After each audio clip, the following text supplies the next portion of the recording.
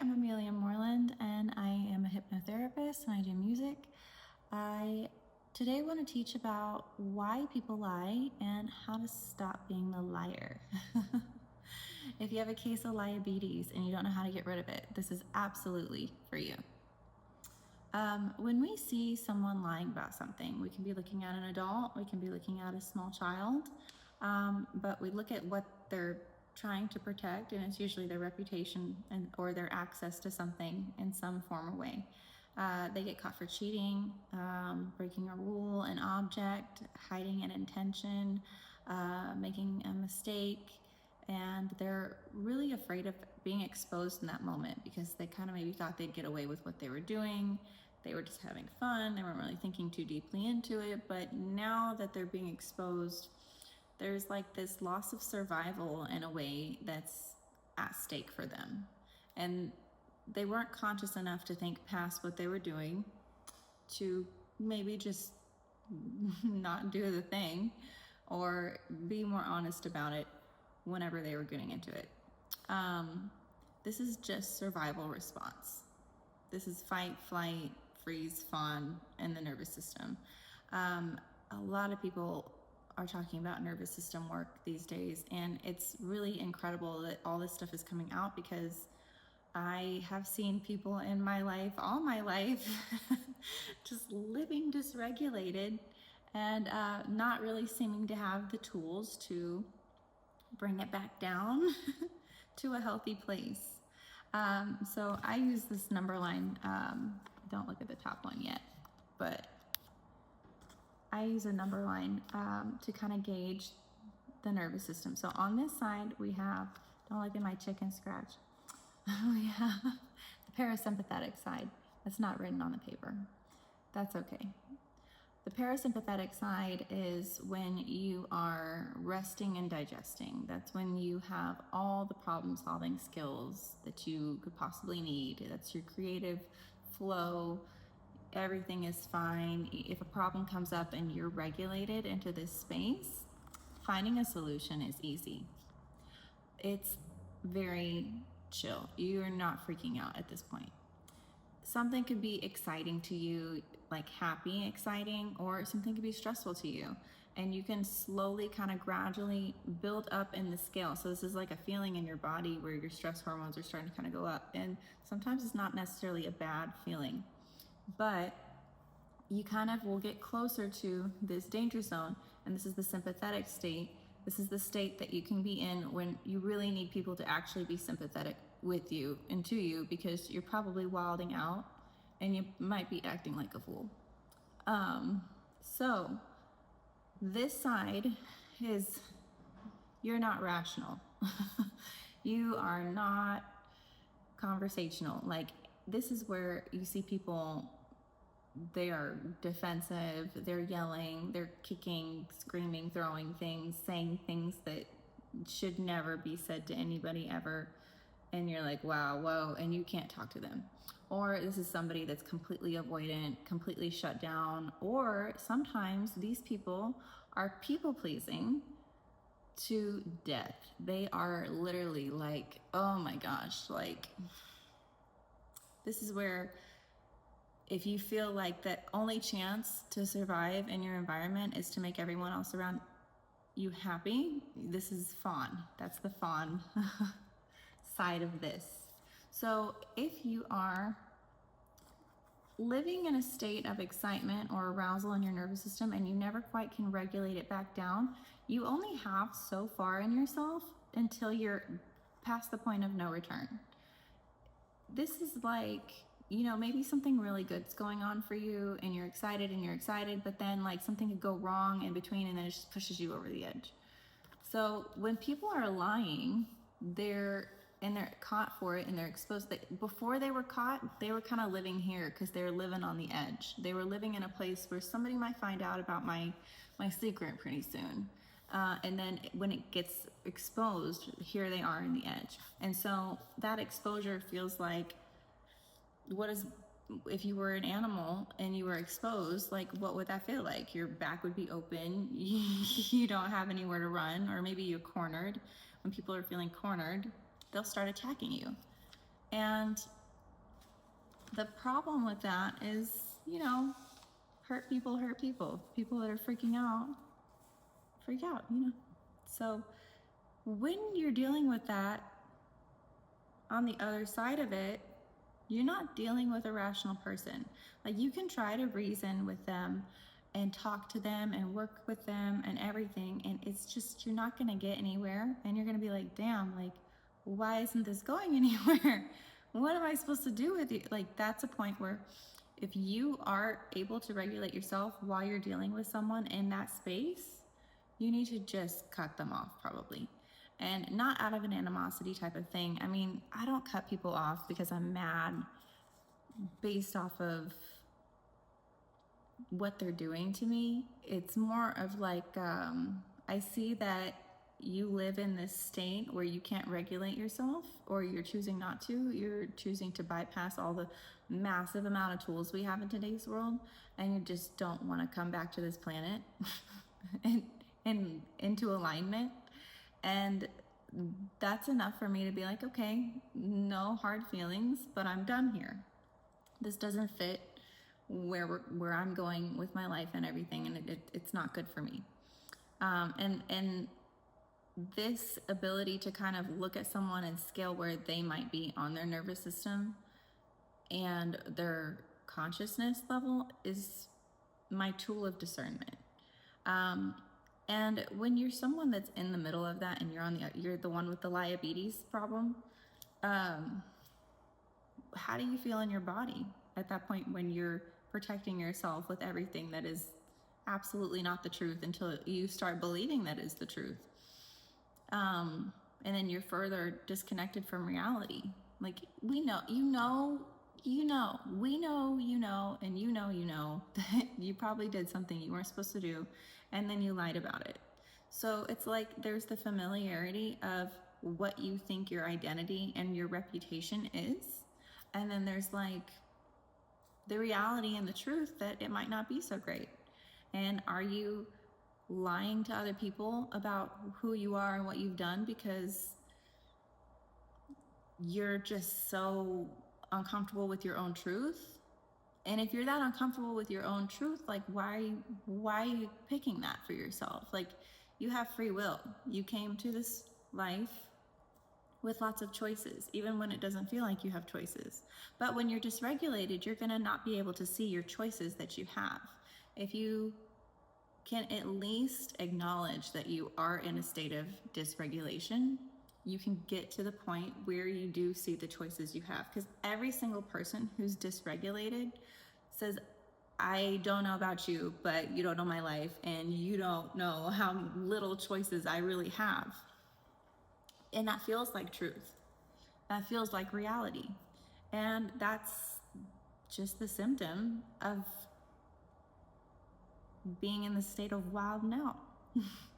The thing about that state is we are so geniusly designed that we're carrying codes from like our ancestors, like generations and generations and generations back, when we lived in caves, when we lived in wild, we didn't have civilizations. We had this instinct that a tiger's chasing you for dinner, you better run or play dead or something. Negotiate your way out of this thing. Negotiate your way out of danger, or fight your way out of danger. So our ancestors, the way DNA works is it passes down through each generation. So those survival codes are deep-seated in you, but your body does not know that you literally just got caught for breaking something at your job. That you knocked that over and it's broken, and oh no, I don't know who did it. There was a cat that ran in the shop and knocked it over. It wasn't me. It wasn't me. I didn't do that. Don't fire me. Survival. If you can take ownership of where you are and you see where you're going, you know where you're going, you can feel it. You have to bring awareness to this. You have to bring consciousness to this. Another thing too is like when you are acting like you're fighting your way into survival, or flying your way into survival, or fawning into survival, freezing, playing dead to survive. The thing about that is I have this other number line. This top one that I wasn't showing you, I'll show it to you now. This is like your natural frequency baseline, and this is consciousness. So I think I can't read backwards. Okay, so this side, yeah, I'm not dyslexic at all. All right, this side is low vibes and this side is high vibes. The higher you are in your nervous system, dysregulated in your nervous system, the lower your frequency baseline is going to be.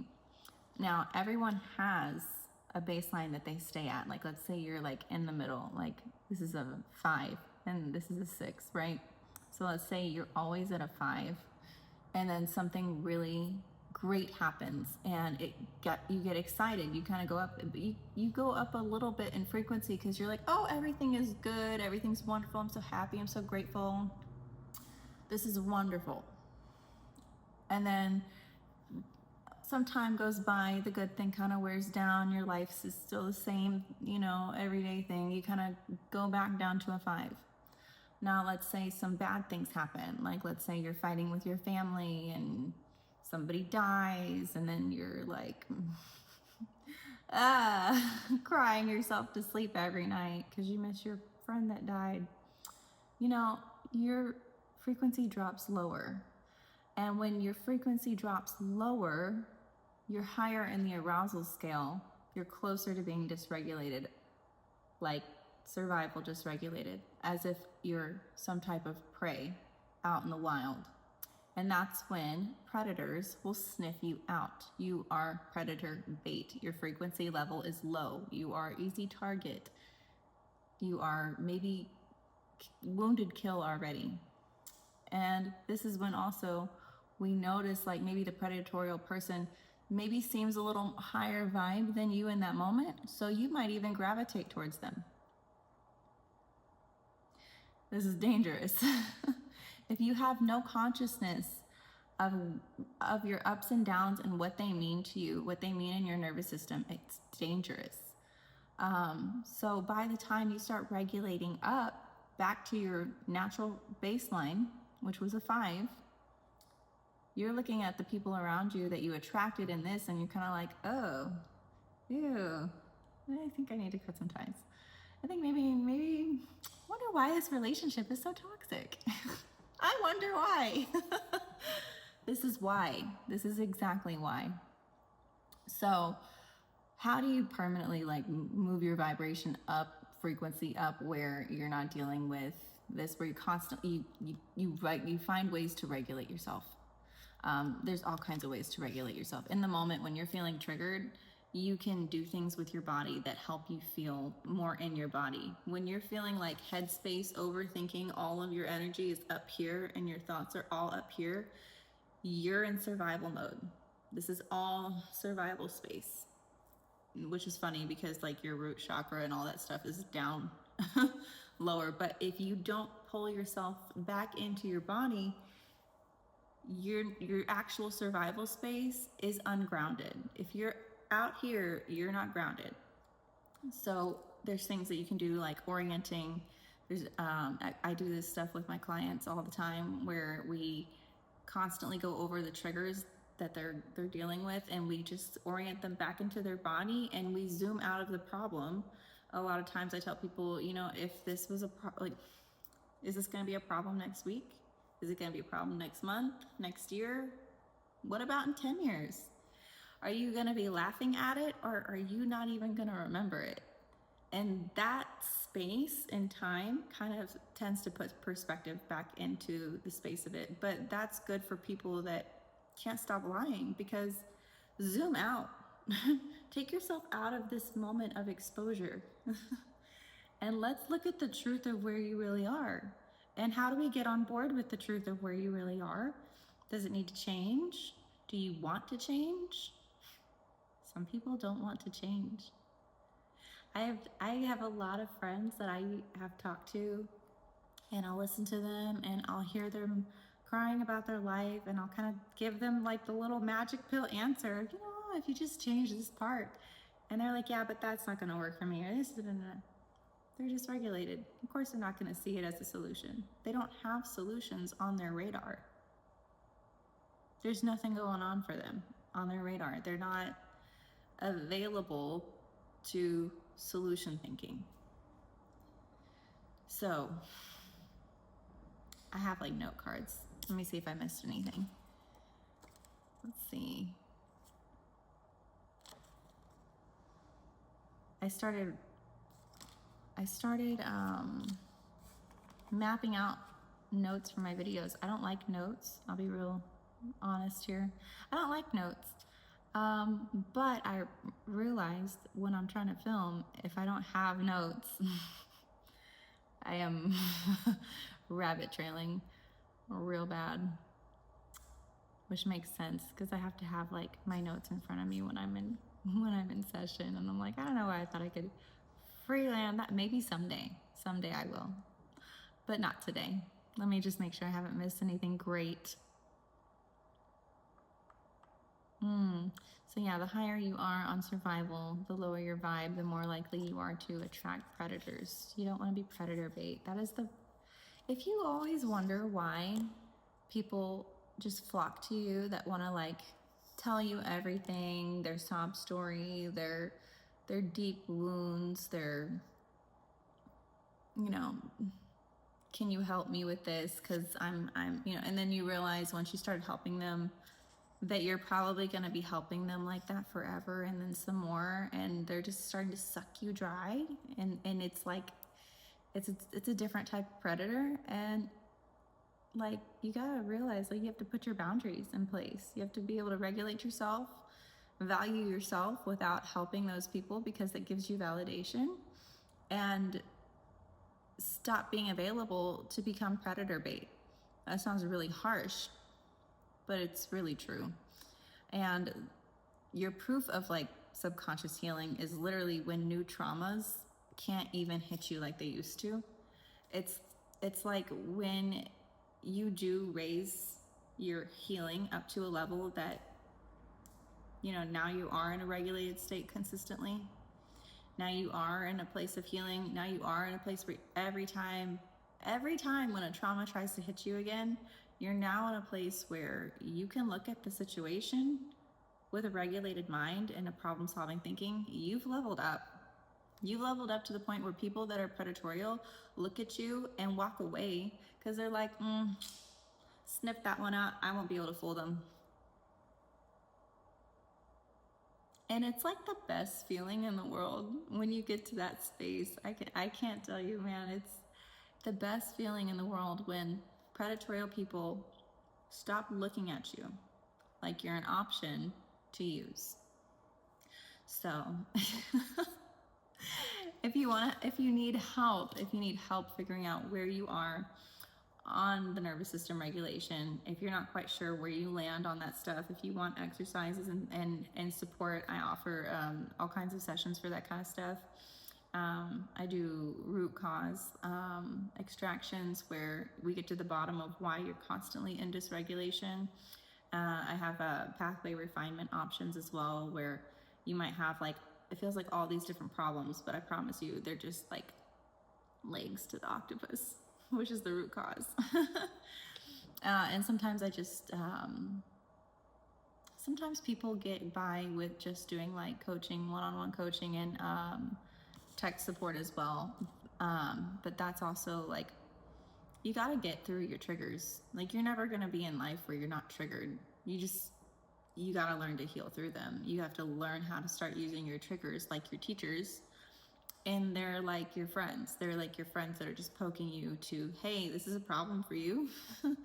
You need to get past it so you can get better. So you can go to the next level of life, of healing, of opportunities. But yeah, I have a lot of stuff in this topic, and I definitely will go more in depth into it, but this video is getting longer than I thought it was gonna be. So I'm gonna stop it here, and I'm gonna come back with a part 2 of some other things that have to do with the nervous system and consciousness as well, that also work with figuring out where you are in your subconscious programming. That way you can kind of start helping yourself if you're going through a rough time. And I'm gonna be doing a lot of education on this stuff because education should be free. And I really hope people are able to watch these things and start feeling better with or without paying for a session. I just want to see people level up. But yeah, if you guys have questions, leave comments, subscribe and like. I've been saying that at the end of my videos. I'm supposed to be saying that at the end of my videos. I'm so bad at, I shouldn't say that. It's not true. But yeah, comment your questions and like and subscribe and share if you find someone that thinks that this might be beneficial to them. Throw it at them. They might not like it, but that's their problem. But yeah, hit me up on my Instagram page. You can also hit me up there as well. You can also submit your email address and I'll send you an application to see if we can work together or not. But yeah, I will talk to you guys later. Bye.